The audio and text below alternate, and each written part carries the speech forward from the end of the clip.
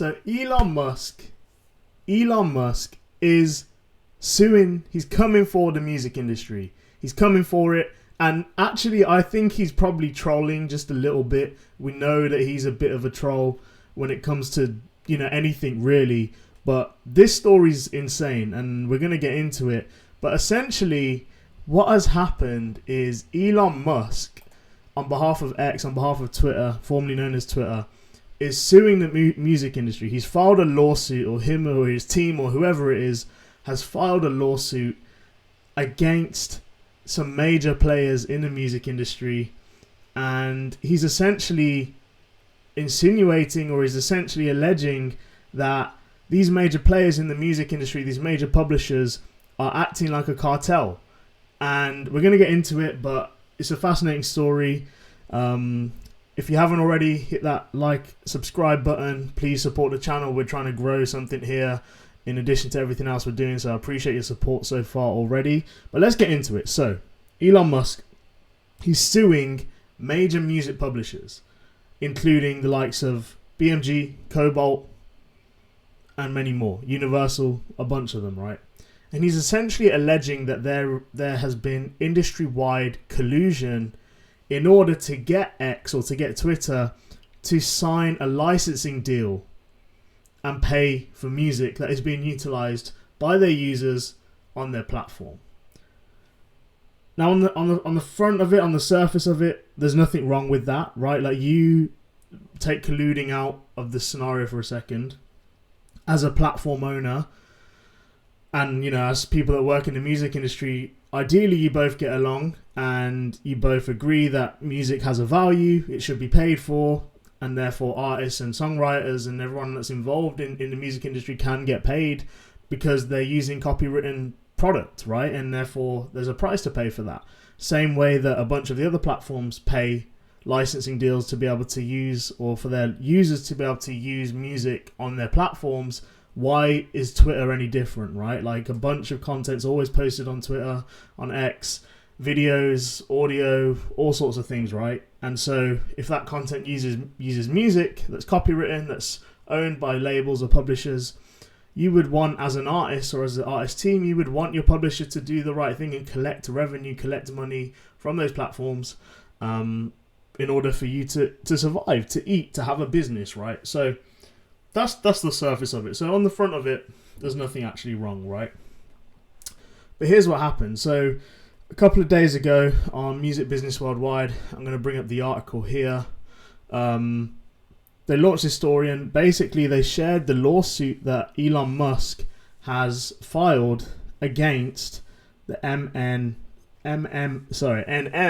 which is basically the National Music Publishers Association.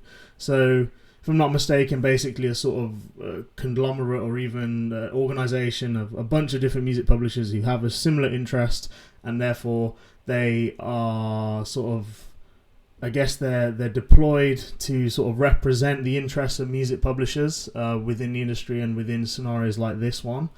So, it's quite an interesting thing that Elon and Twitter have decided to basically file a lawsuit against them, plus other music publishers that I mentioned at the start, accusing them, we'll read on here, from here, so accusing them of colluding to force the social media platform into taking industry-wide licenses at super competitive rates. So I think this is the key thing here, right? So essentially what Musk is saying is that, the way that these guys are operating or going about this is essentially they want us to overpay, be overcharged for the ability to, utilize music on their platform.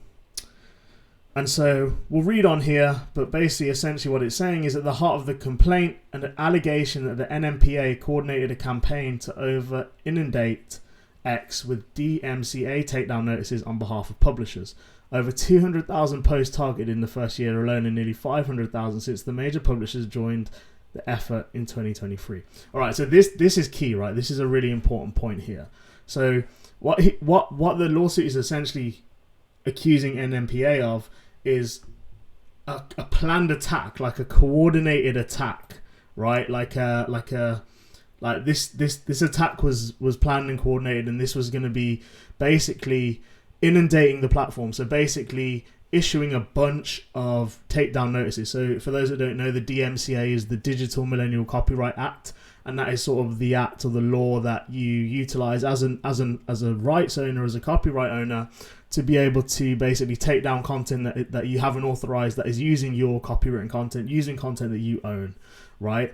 So what the NMPA did with X is they filed 200,000 of these at once. So 200,000 posts that allegedly violated the rights usage of the music. Therefore, they were issued with a DMCA takedown, over 200,000 at once. So if you just imagine you're sat there in charge of copyrights for music, copyrights in particular for Twitter, X, or any other sort of social media platform or whatever it is, right? Granted, because it's so big, they probably have a big team that do that. I don't know how big the team might be. Might be a couple people, might be hundreds of people. I'm not sure. I don't really know about how that would work. But what I do know is that if you're sat there at your desk and then you get this sudden influx of 200,000 takedown claims, you're going to be in shit street, man. Like that is unbearable. You can't do that. You can't manage that. That's a big issue. Not only is it a huge issue from a sort of a bottleneck point of view with regards to resource, but also there's probably a huge amount of monetization issues that come along with that, and effects or adverse effects on ad revenue as well for the platform, right? If all that content is essentially being threatened to or is being taken down at once, you know? So that's huge. And so they inundated X with over 200,000 copyright posts, DMCA takedown notices at once in the first year, and then nearly 500,000 since the major publishers joined the effort in 2023. So we'll read on here, we'll continue on, but essentially X claims the campaign was designed to unfairly pressure the platform into licensing deals rather than to address legitimate copyright concerns. Okay, so again here, basically what they're saying is they issued all of these takedown notices just to get them to sign the deal, because obviously they clearly hadn't signed a deal, or maybe it had expired. I'm not sure what the exact scenario is here. But essentially, they're basically saying that the NMPA have come in and said, right, X isn't paying for our music. X isn't paying for our music. So how are we going to force them to pay for our music? I know, let's inundate them with so many takedown notices that it affects all their content, all their ad revenue, and they just can't deal with it. From X's point of view, this is essentially pressuring them, right? This is what we talked about when we mentioned, you know, their man are just acting gangster with it. But there are a few caveats here, and I think it's important to note a couple of things here. So the first thing is that, you know, this isn't the first time that we've seen two sort of major companies, a tech company, and then obviously rights holders come to head when it comes to negotiations. It wasn't long ago that we were talking about Universal and TikTok, and all of Universal's catalog being taken off TikTok. I think it lasted for a day, maybe or two, before they managed to renegotiate, and they set up a new deal, which both parties were seemingly happy with. But this is common, I would say. This is relatively common within the industry, because it's the same on Meta with Facebook and Instagram. It's the same on YouTube even, you know, whereby takedown requests, widespread takedown requests have sort of been employed by rights holders in order to sort of allegedly or supposedly usher things along within those negotiations. But I think, and you know, in general, that they get resolved, and they tend to lead to sort of harmonious agreements toward the end of whatever happens between both parties. But I think this particular case is, I mean, first of all, it's quite funny because it's Elon Musk, and it's you know, he's just a troll in my opinion. I mean, it's not funny because it's still people's, you know, livelihoods at risk and revenue, but just the way he's gone about it. And we'll get to why I feel like it's a little bit funny as well, a little bit later on as we go through this. But yeah, that's essentially what's happened, right? But here's the really interesting thing. So there was supposedly an email. There was an email, and this is sort of at the center of Twitter's allegations within the lawsuit. And essentially what they were saying is that this email was from the president of NMPA, president and CEO, and his name is David Israelite. Okay. And basically the claim is that the NMPA threatened X. They allegedly threatened X that they would soon launch a massive program to inundate X with DMCA takedown notices on a scale, and I quote this from the article, which I'll bring up again just so you can read along.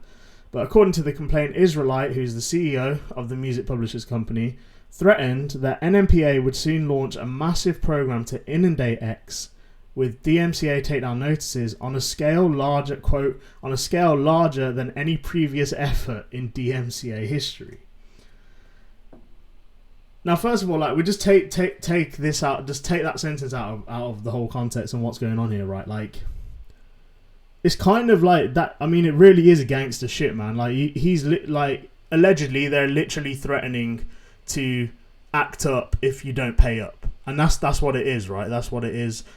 You know, whether X were or is in violation of copyright or not, that's not for us to comment on. What we comment on in the story and what it means for the industry. Whether they are or not, a lot of things could be said about this tactic, and you know, it's almost like concerning that this is how things are being dealt with at that higher level, if it is the case, and it can't just be sort of amicably resolved. Obviously, this is what we're being fed and this is what we're seeing.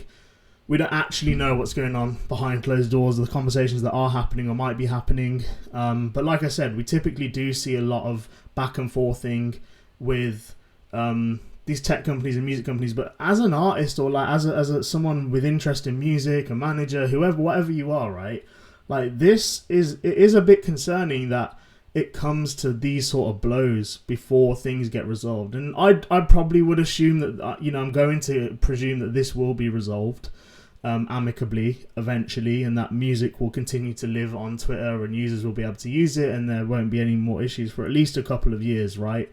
But it's quite concerning that this is like the tactics that are employed. And, you know, everyone talks about music industry being gangster and shit. Like, I get it, and I've seen it, but at the same time, like, you would hope that there's a level of, like a level of professionalism when it comes to this shit. But maybe again, that's just, you know, as long as I've been in the music industry, and as jaded as I might be, that might still just be me holding on to that bit of hope, you know, that good things can exist and whatnot. But who knows, right? So we'll carry on anyway. But that's kind of my take on it. So yeah, they were threatening essentially to issue all these takedowns on a huge scale so that X will be inundated.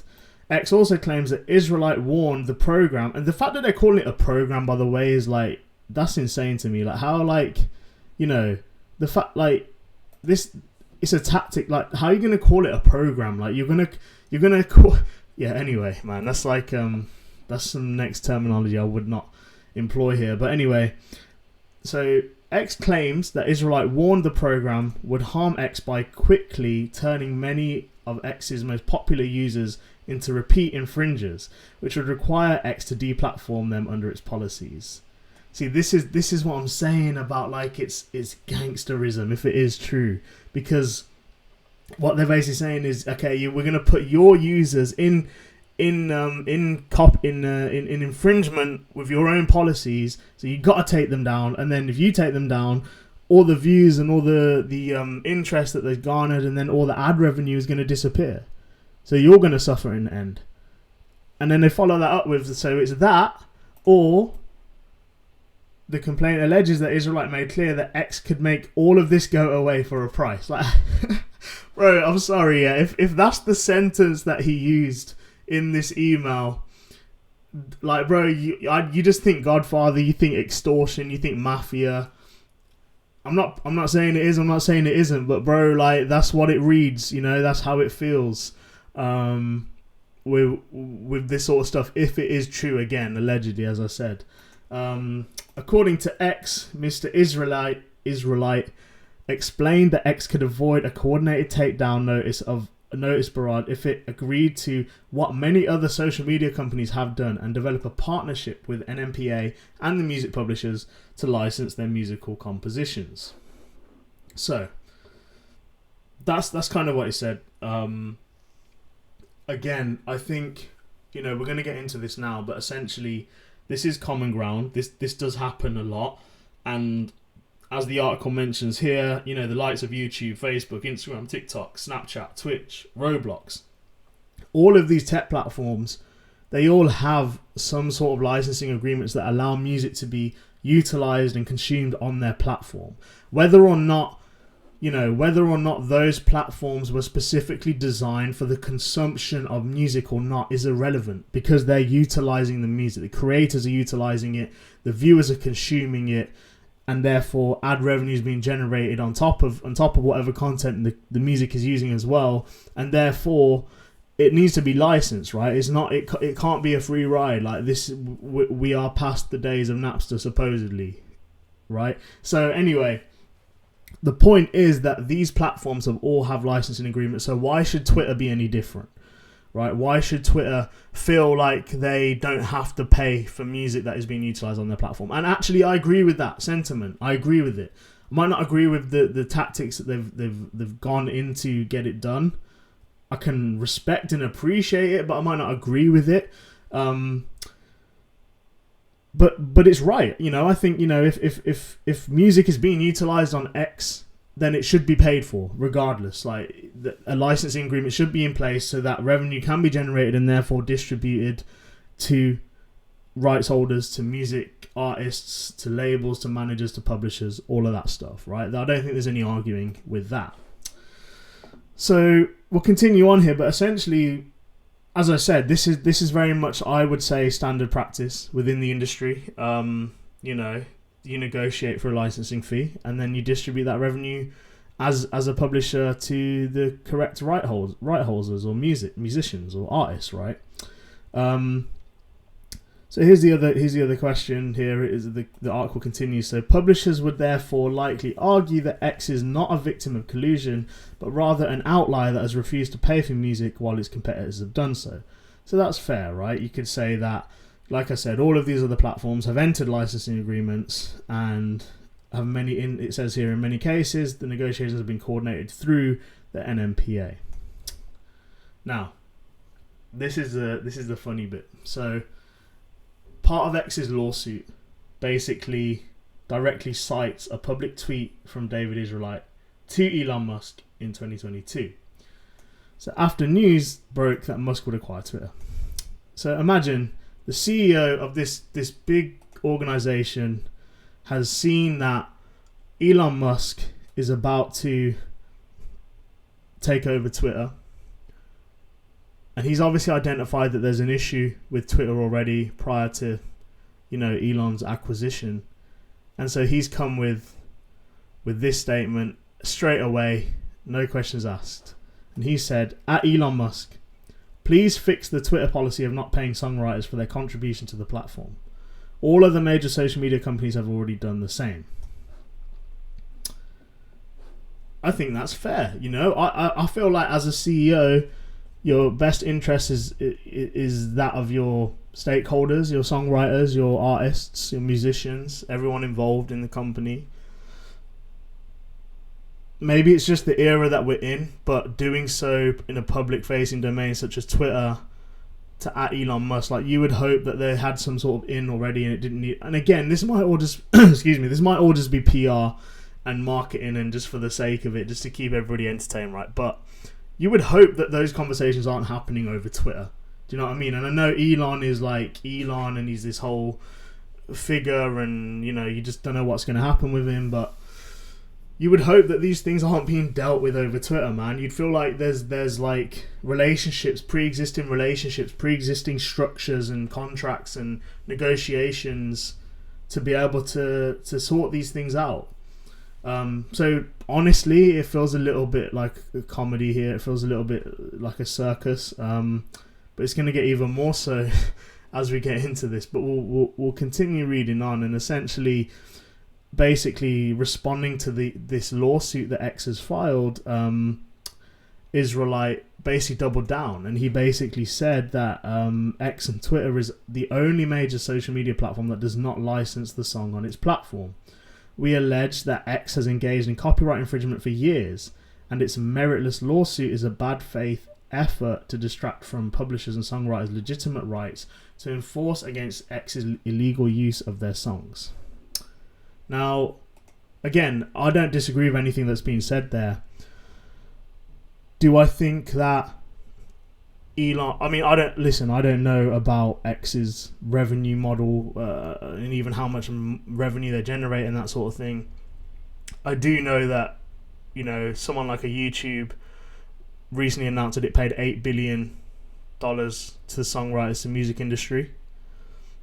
I don't know how much of a dent that would create in X's revenue.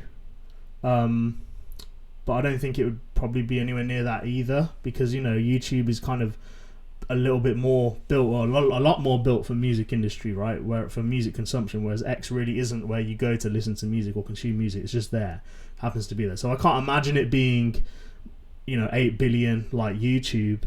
But it does make me think, like, is the payout that big of a concern that X have just purposely avoided paying songwriters or paying for a license to host music on their platform all these years? Or is it just overlooked because they can't be fucked with it? I don't know what the situation is. But again, I feel like I don't know if it's like been purposely avoided or not, but obviously now it's resulted in a lawsuit, which means that they're obviously not happy with the NMPA's strategy on this. So yeah, I mean that's what I'd say to that. Let me continue on a little bit further. But essentially, X brings its claims under Section 1 and Section 2 of the Sherman Act, alleging unlawful agreement in restraint of trade, conspiracy to monopolization, and attempted monopolization. So that's the gangster shit we're talking about, right? That's them. That's basically X saying, you lot are basically forcing our hand here. You're ganging up on us. It's gangsterism, and we can't allow it. The complaint alleges that the music publishers account for over 90% of the market for licenses to copyrighted musical compositions in the United States. X is seeking a permanent injunction, treble damages, punitive damages, costs, and attorney fees. Now, the other thing here is that basically the NMPA plus these major publishers are acting as one, right? And it's sort of the idea is that you have, I guess, a sort of a blanket.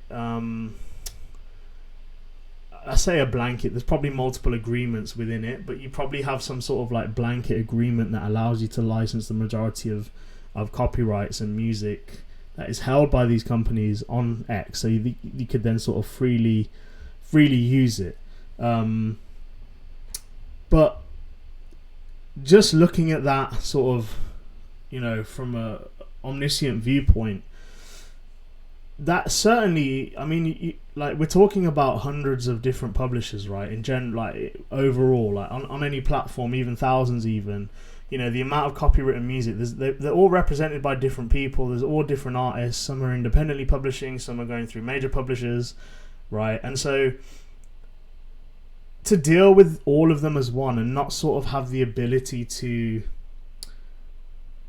negotiate and therefore sort of barter or even negotiate a better rate, a more cost efficient rate for you as a platform to license this music, you don't really have that option in this scenario, right? If you're having to deal with the one organization and that is the price for the music, then that is the price. And like what do you have to counter that? Because you can't go and say, well, this publisher's offering me this much for this amount of catalog, but you're charging me double, so I'm just not gonna license yours.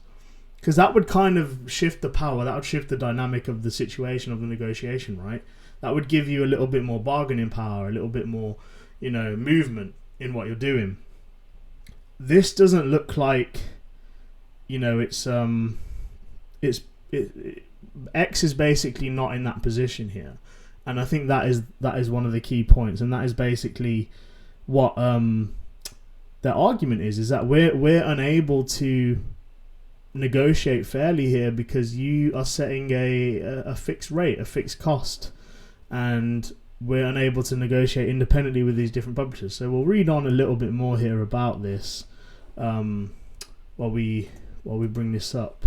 So toward the end of the article, it does basically say that X argues that the decision to coordinate takedowns through MPA rather than individually makes economic sense only if the objective is to facilitate coordination among competing music publishers and target X's most popular users so as to apply maximum pressure to X and negotiate with them collectively.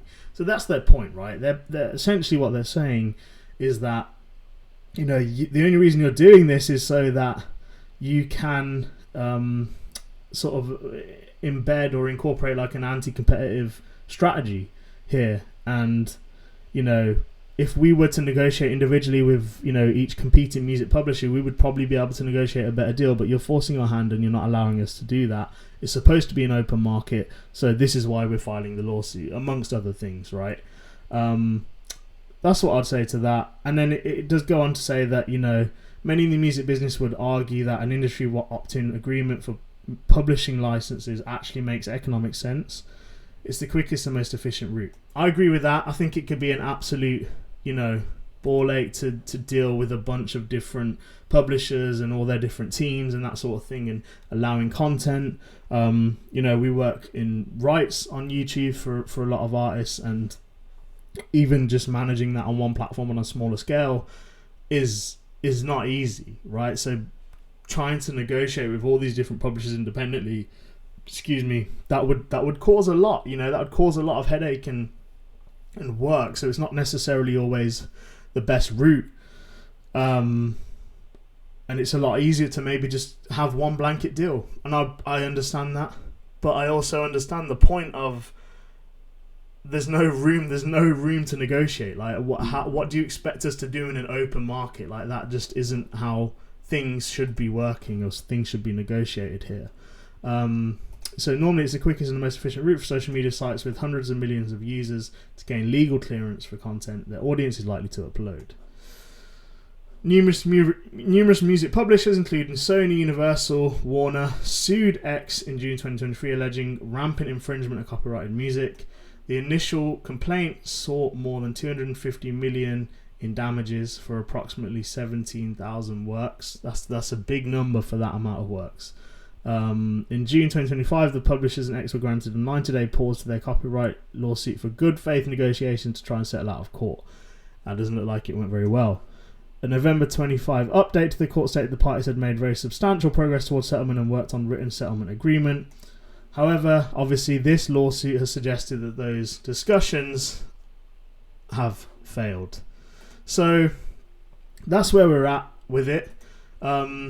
After the lawsuit was filed, you know, by Elon and the team, a couple of days later, that another report came out whereby, you know, further details. They must have scrutinized the lawsuit even further. Further details have emerged, and essentially, basically, it's a little bit funny, to be honest. I think like there's a couple of things where there was like a few smoking gun moments from X, which I thought was quite funny, but basically it's here again. So we'll share the other article here, and it's basically three things you might have missed from the Elon Musk attack on the music industry. So Elon Musk is suing the music industry. It sort of summarizes, you know, the what we've just discussed here, but this was really funny. So essentially, X complaints are the distraction seekers of an entity to keep escape paying for its fair share. So that's NMPA's viewpoint. But for example, so you know how we talked about the tweet, right? We talked about the tweet. So Israelite essentially retweeted a few things or tweeted things allegedly. Obviously, he sent that tweet to Elon Musk, but then there was another one where it basically says here that, for example, the social platform directly attacks Israelite for reposting a video on X containing music the service hadn't licensed. So essentially, this is a smoking gun, and they're saying that evidence that the NMPA itself did not actually view X posts in its takedown notices as problematic. But David is right, doesn't commercially gain from sharing a video on X. X does. That's literally the point. So yeah, I don't know, man. Obviously that's quite funny. Basically what they're saying is that this big CEO guy of NMPA, he's upset that music is not being licensed on the platform, but then he goes and retweets a video which includes music that isn't licensed. Like, it is a bit of a head scratcher. It's a bit of a what are you doing, bro, sort of thing. And again, this article was basically trying to insinuate that, well, that's the point. Like, X are benefiting from this, and the music right holders aren't.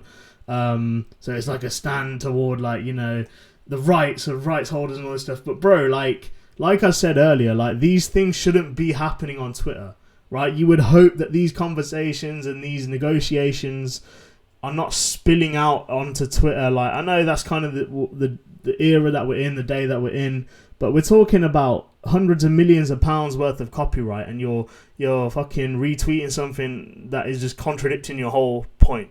Do you know what I mean? Contradicting your whole strategy, your whole game plan to inundate them. So, it's quite funny. I thought that was really funny, to be fair. It's just highly contradictory, and it's just comical, man. Like, you read this stuff and you're just like, are these seriously the people that are in charge of like the world's music, man? Like, you know what I mean? It is. I mean, not obviously. I'm not. I don't know either of them and that sort of thing, but you just see stuff like that and you just think it's very comical. So, that's one of the things. There's a couple of other things as well about how X basically claims that it only received a couple of takedown notices prior to this planned attack, quote unquote. So it says here, before December 2021, takedowns were a trickle. X seems surprised by this change. So the lawsuit attempts to paint a dramatic before and after picture. Before the NMPA campaign, X claimed that it received only sporadic takedown notices from individual publishers. It cites a May 2019 notice from Universal flagging just 25 posts, and Warner notice around the same time identifying one post. So they're basically saying, look, we were only getting a few takedown notices a month before this. Then came 2021 December, and it began sending weekly notices, and its first year alone targeted over 200,000 posts.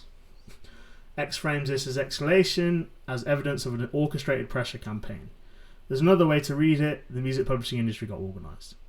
So, again, to this point, I really don't feel like just saying that the reason this happened is because the music publishing industry got organised is suffice. Like, and I think this is where a lot of frustration lies with a lot of artists as well. This is where a lot of frustration lies for a lot of artists and a lot of people involved in music, because surely, like, how long has X been about? How long has Twitter been about, right? Like, I'm pretty sure I created my account in, I don't know, 2012, sorry, I think. When was Twitter launched? I don't know when Twitter was launched. I'm pretty sure it would have been way before 2012. 2006 it was launched. 2006, right? So we're literally 20 years on now from 2006. And I understand that music publishers and associations, there's constant change, there's constant technology updates, there's constant product innovations, B2B product innovations, rights management tools, CMS tools, that sort of thing, that constantly need updated and require assistance and resource and money, essentially. But you would have thought their shit was together by now, right? Like, just putting the argument in place that in 2021, that was the year that the music publishers decided that, all right, okay, we need to monetize Twitter now because it's been going on too long and we haven't had our ducks in a row, we haven't had our shit in order. It's time to monetize it now, right? This should have been discussed a long time ago. And I understand that negotiations are constant, and these deals might only last a couple of years, so every few years they got to come back to the negotiation table and do it again. But the structure should have been in place, right? So I can't, and this isn't me taking Elon Musk side or Twitter side, because again, I do believe that they should pay for music, just like all the other platforms do. 100%, they should pay for it, and that's what it should be. But this isn't an excuse. This is not a valid reason, and it's almost pitiful. And it's kind of like just pathetic, really. Like to put this argument in front of us that, you know, instead of this being an orchestrated attack, they're just saying that the publishing industry just got organized eventually. Come on, man! It should have been organized a long time ago. And they could continue on here saying after years of fragmented enforcement that nobody pursued properly. Like what? So why is that acceptable? Like why is nobody pursued properly not in bold? You know, why is that not in bold? Because that should have been in bold. Like you're talking about $250 million worth of money that should have been paid out to songwriters and copyright holders and artists, but nobody pursued it properly. That's your literal words. Like how is that acceptable? Like how is that acceptable? It's not. So, you know, I don't agree with this. But like I said, you know, yes, it's a united front, but this is not. This ain't it. This isn't right. And then the other funny thing, I guess, was that, and I'm getting annoyed about it. I'm getting not worked up. I'm getting frustrated about it because what it is basically this is the epitome of what people talk about. We don't have any control in the music industry. Like it's literally boardroom billionaires bickering.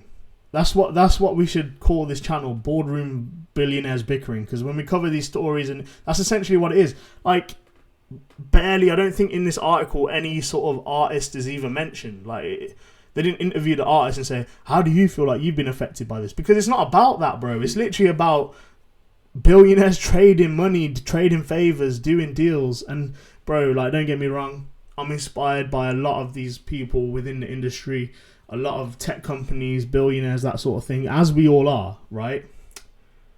But in these scenarios, saying that somebody didn't pursue something properly and that's why we're now chasing you for £250 million, it's just unacceptable, bro. Like, how can that be okay? You know? And then this is the epitome of it again, right? Like, so Twitter, basically X was suggesting that publishers hatched their scheme on a golf course. And you know that essentially what he was saying is that the music publishers have had many opportunities to meet and coordinate their licensing strategy at trade association meetings across the country. The complaint states nothing that these gatherings facilitated the exchange of competitively sensitive information. Let us set aside the fact it would be reasonably difficult for companies to blueprint elaborate anti-competitive schemes. I don't know if I agree with that. I'm sure there's like examples we could bring up, but I wouldn't say I agree with that, to be honest. While strolling back to the Nine, or even over prawn cocktails at industry or dinners, I mean, that does happen. I've fucking seen it, bro. Instead, let's focus on what matters. The scheme that X is alleging surely requires no secret coordination. When the majority of hit songs have multiple songwriters, often repped by multiple publishers, opting collective licensing becomes a practical solution clearing for music. Okay, yeah. See, this is what I said earlier. I agree with that. I don't disagree that a blanket agreement would be the easiest way to facilitate monetization of Twitter for the music industry, for rights holders. It does still feel anti-competitive, but I totally agree with this point as well, right? So this isn't just me taking X's side. I totally agree with the NMPA on this standpoint, or Music Business Worldwide on this standpoint. Like, it would be easier, and I've seen it myself with the rights work that we do. It's not easy when there's multiple parties involved. Like, it's very difficult to coordinate the rights of one track, let alone 1,700, 17,000, whatever it is, 170,000. You know. And this is why, this is why this stuff is important. This is why this stuff is important. The final thing on the X lawsuit here is basically one of the punchiest quotes in X's lawsuit, which is, despite NMPA's insistence that X obtain licenses from all its members, X is not interested in licensing musical compositions from every music publisher. Unlike music streaming platforms, X does not need to license to all or even most musical compositions to provide compelling evidence experience for its users, and it is therefore unreasonable or uneconomical to X to pay to all music publishers and licenses. Instead, X thinks it would be fairer for music publishers to compete heavily to secure one of our limited licensing agreement slots by offering competitive pricing and innovate. So this is it is quite clever actually as well. I don't know if I agree with this, and I think the article also made this point, but I mean, when it comes to something like music, you can't really pick and choose what is going to be uploaded to your platform, especially something like X, which basically hosts all sorts of content. I've seen all sorts on there. You can maybe implement a music picker and sort of only make certain tracks that are licensed available, but that won't stop people uploading content, UGC content with, you know, other copywritten music on there. So to be able to pick and choose, I think that's a bit of a difficult argument. You could technically say it, and it's technically right, but it won't stop the infringement issue. But then the way that X sort of flipped it on their head, the way that Elon's team flipped it on its head and sort of put the ball back into the park of NMPA here, is basically saying that it would be fair for publishers to compete heavily to secure one of our limited licensing agreement slots by offering competitive prices, essentially making the publishers, you know, compete to be able to be on Twitter. I think it's quite clever. I don't think it will happen, but it's very clever. Like, I mean, if my legal team came up with something like that, I'd be quite impressed and I'd be laughing at it. And that's why I say they're a troll. Like, you know, I think Elon is just a troll. I think it is a serious issue though, and it needs to be resolved amicably. And to be honest, I think Twitter do need to part with revenue at some point for the music industry in whatever format it takes. But, you know, at the end of the day, they can't control really the hundreds of millions of users that are on their platform and what they're uploading. They can try and control it, but, you know, it's a beast bigger than itself. And so it would, you know, it's unfair for, I guess, them to expect the NMPA to issue millions of copyright infringement claims against X every day or whatever it is, depending on what content is going out on the platform. So really interesting stuff. Let me know what you think in the comments. Like I said, my opinion, yes, Twitter needs to part with money. It needs to be paid to the music industry. I think this alleged gangsterism is funny. I think it does happen, but I'm not sure it was the right method for this particular scenario, and I think it's resulted in now this lawsuit being filed. I don't think it will be pursued. I mean, there might be headlines that come out about it, but I would probably say that it will eventually be amicably resolved, which is what we want to see, right? We want to see continuous deals, being made between both parties.